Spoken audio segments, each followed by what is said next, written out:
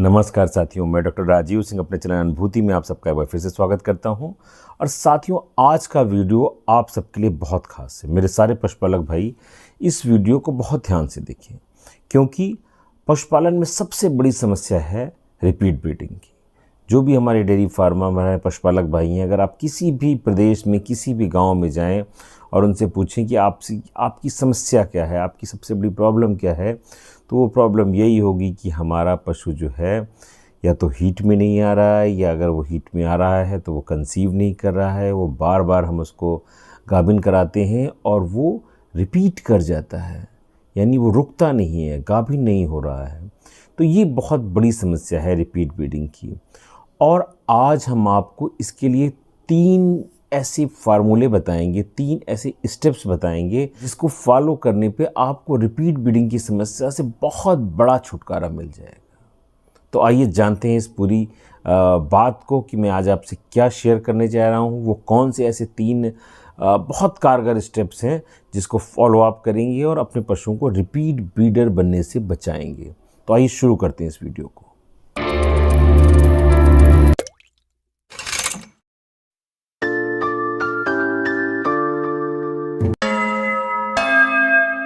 तो साथियों, अपनी चर्चा को आगे बढ़ाएं उससे पहले मैं आपसे ये रिक्वेस्ट करूंगा कि जिन भी साथियों ने अभी तक मेरा ये चैनल सब्सक्राइब नहीं किया है वो उसको सब्सक्राइब कर लें और इस वीडियो को ज़्यादा से ज़्यादा लाइक और शेयर करें।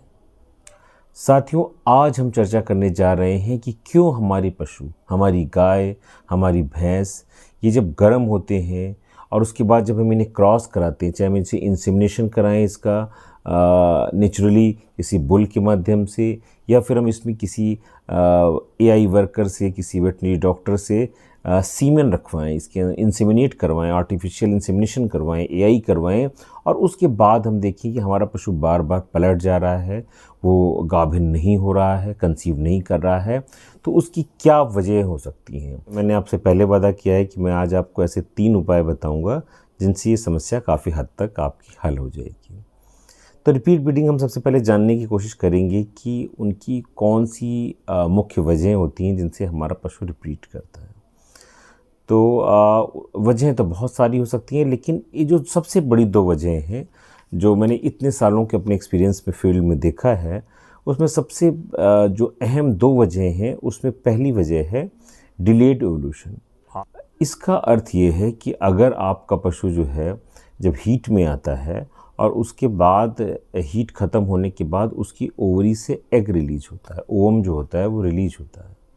हमने इधर से सीमेन डाल रखा है बुल के माध्यम से या आर्टिफिशियल इंसेमिनेशन के माध्यम से, और जब वो ओवम और स्पर्म मिलेंगे उसके बाद ही जो है वो आपका पशु गाभिन होगा।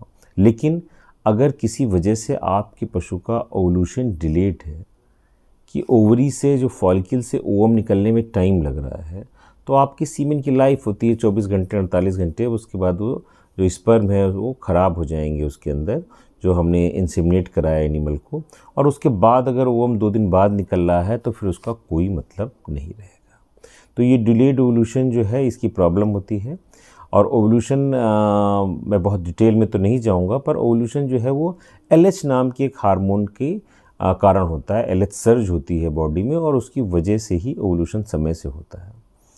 तो एक वजह तो डिलेड एवोल्यूशन की हुई, और दूसरी वजह है अर्ली एम्ब्रियोनिक मॉर्टेलिटी, कि आपका पशु जो है ओवम और स्पर्म मिले और वहाँ पर जाइगोट भी बन गया, उसके बाद जो उसका एम्ब्रियो बन गया वो ओविडक्ट से होता हुआ यूटेरस में भी आ गया, लेकिन 16वें 17वें दिन बॉडी ने उसको रिकॉग्नाइज़ नहीं किया, मैटरनल रिकॉग्निशन ऑफ प्रेगनेंसी नहीं हुआ, यानी इंटरफेरॉन टी का जो है सिक्रीशन नहीं हुआ बॉडी में प्रॉपर मात्रा में, और उसकी वजह से बॉडी से ऐसे सिग्नल्स बॉडी को गए और जिससे प्रोस्टाग्लैंडिन नाम के हार्मोन यूटेरस से रिलीज हो जाते हैं, और कार्पस ल्यूटियम जो होता है ओवरी से टूटता है और तुरंत ही प्रेगनेंसी ख़त्म हो जाती है, और आपका जो पशु होता है वो फिर से हीट में आ जाता है। 20वें दिन, 21वें दिन, 22वें दिन ऐसा हो जाता है।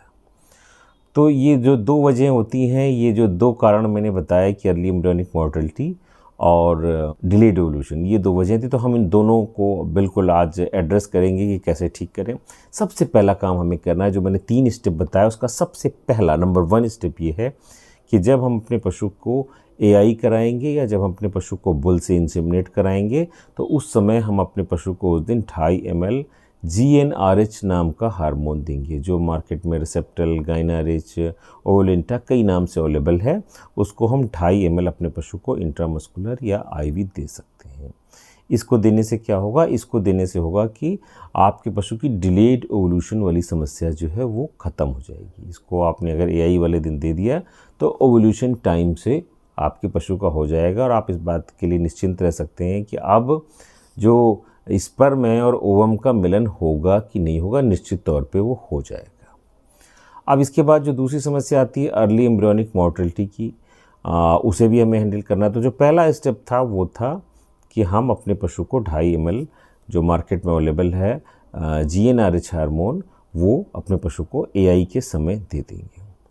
दूसरा काम हम क्या करेंगे? दूसरा काम हम करेंगे कि अपने पशु को 5वें या 6ठे दिन या 7वें दिन, 5 से 7वें दिन के बीच में है, हम प्रोजेस्टेरॉन, हाइड्रोक्सी प्रोजेस्टेरॉन ले लेंगे और उसकी एक डोज यानी 750 mg 3 ml में मार्केट में ड्यूराप्रोजेन, हाइजेन, फिक्सो तमाम नाम से अवेलेबल है, हम उसको जो है अपने पशु को देंगे।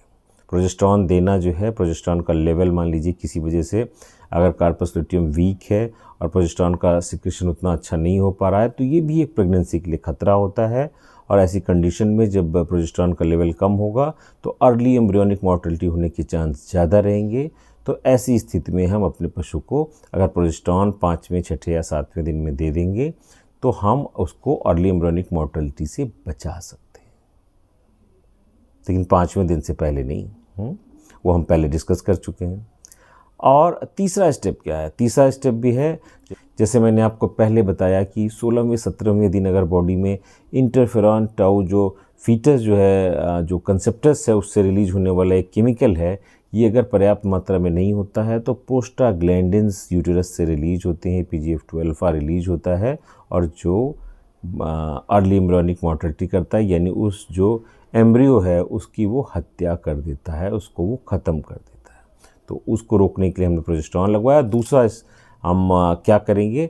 हम अपने पशु को 15वां, 16वें और 17वें, चाहे तो आप 14वां दिन भी ले लें, इन 4 दिनों में हम अपने पशु को एक मार्केट से मेलॉक्सिकैम की कोई प्रिपरेशन ले लेंगे। इंटास कंपनी का मेलोनेक्स एक ब्रांड है, बहुत दिनों से, कोई भी आप ले लें, और इसको हम जो है 10 ml अपने पशु को लगातार 4 दिनों तक देंगे। ये हम क्यों देंगे? जैसा मैंने पहले बताया कि एक non steroidal anti inflammatory drug है और जो प्रोस्टाग्लैंडिन को इनहिबिट करती है। तो हमें ओवरऑल प्रोस्टाग्लैंडिन को इनहिबिट करना है कि कोई भी प्रोस्टाग्लैंडिन न रिलीज हो जो हमारे एम्ब्रियो को नुकसान पहुंचाए। तो इसलिए अगर हम इन 4 दिनों में प्रोस्टाग्लैंडिन रिलीज रोकने के लिए ये मेलोनेक्स या मेलॉक्सिकैम के इंजेक्शन दे देंगे 4 दिन तक, तो इसमें हमें बड़ी मदद मिल जाएगी। तो वो 3 स्टेप्स क्या थे, हम उनको रिवाइज करते हैं। पहला, एआई के समय हमें 2.5 ml GnRH देना है, जो मार्केट में रिसेप्टल, गाइनारिच, ओवलिंटा किसी भी नाम से अवेलेबल है, और भी कंपनियां बना रही हैं अब। दूसरा हमें क्या करना है? दूसरा हमें कृत्रिम गर्भाधान या जो उसका प्राकृतिक गर्भाधान कराया हमने, उसके 5वें से 7वें दिन के बीच में हमें 3 ml यानी 750 मिलीग्राम प्रोजेस्टेरॉन इंजेक्ट करना है अपने पशु को। और तीसरा काम हमें क्या करना है कि 14वें से 17वें दिन के बीच में रोज़ हमें अपने पशु को 10 ml मेलॉक्सिकैम देना है, जिससे कि हम प्रोस्टाग्लैंडिन के सिक्रेशन को इनहिबिट कर सकें।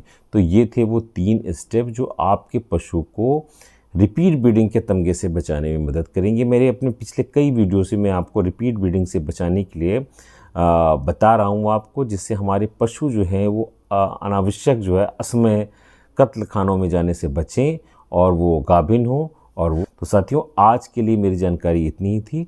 अपने अगले वीडियो में हम फिर किसी नई चर्चा के साथ आपके सामने होंगे। तब तक के लिए मुझे इजाज़त दीजिए। धन्यवाद।